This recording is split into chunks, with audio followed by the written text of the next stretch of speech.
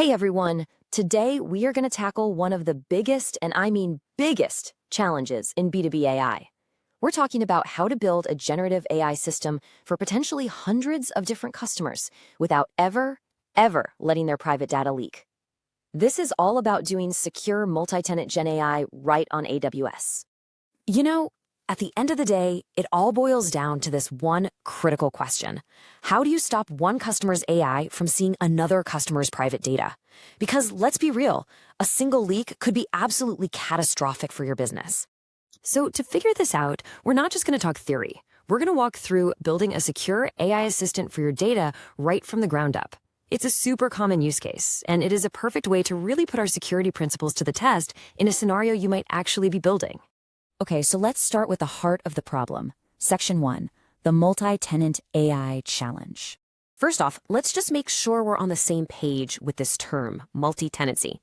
All it means is that you have one piece of software, right? But it's serving lots of different customers or tenants.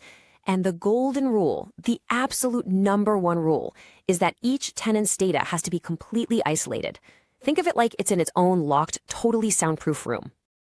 And you know, the stakes here just couldn't be any higher. A single data leak can literally destroy customer trust overnight. And when you're talking about a multi-tenant AI that's constantly swimming in sensitive information, that risk just gets magnified big time. So how do we stop that from happening? Well, our defense has to start at the most fundamental level possible. Which brings us to Section 2, isolating data at the source. The very first principle of multi-tenant security is it's completely non-negotiable. You have to create strong data silos from day one. The best analogy is a bank, where every single customer gets their own secure vault. There are no shared spaces, no common tables for your valuables. It just doesn't happen. Now check this out, because this is where it gets really elegant on AWS.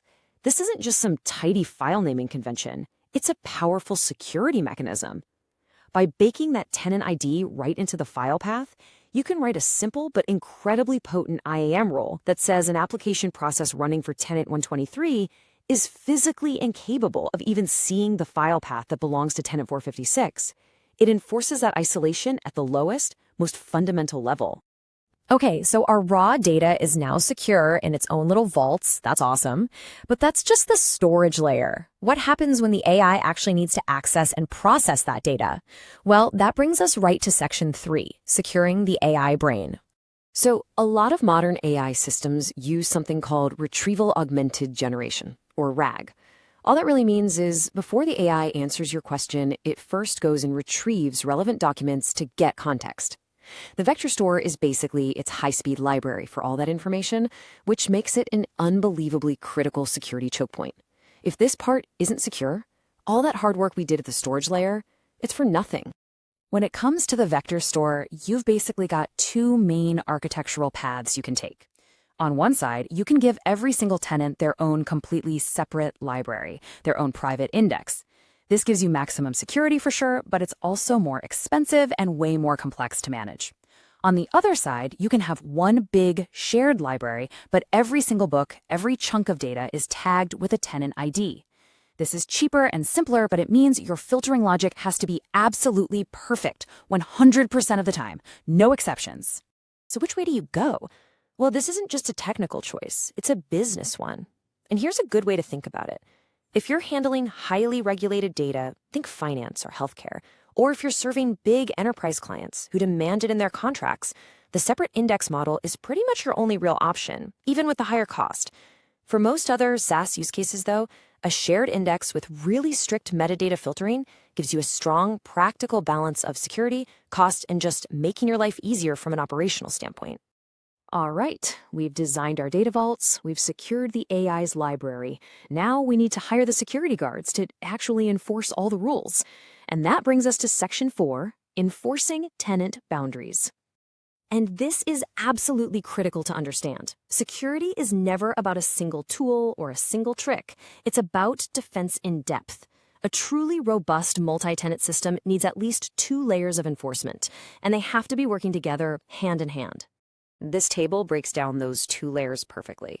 You've got AWS IAM, which is kind of the blunt instrument. It works at the infrastructure level, asking a very broad question. Is my application even allowed to talk to this S3 bucket at all? Then you have your application logic, the actual code you write. That's your surgical scalpel. It asks a much more specific question. Okay, we can access this resource, but should this specific user right now be allowed to see this specific piece of data? Here is the absolute simplest way to remember it. IAM is the big, strong wall around the entire office building.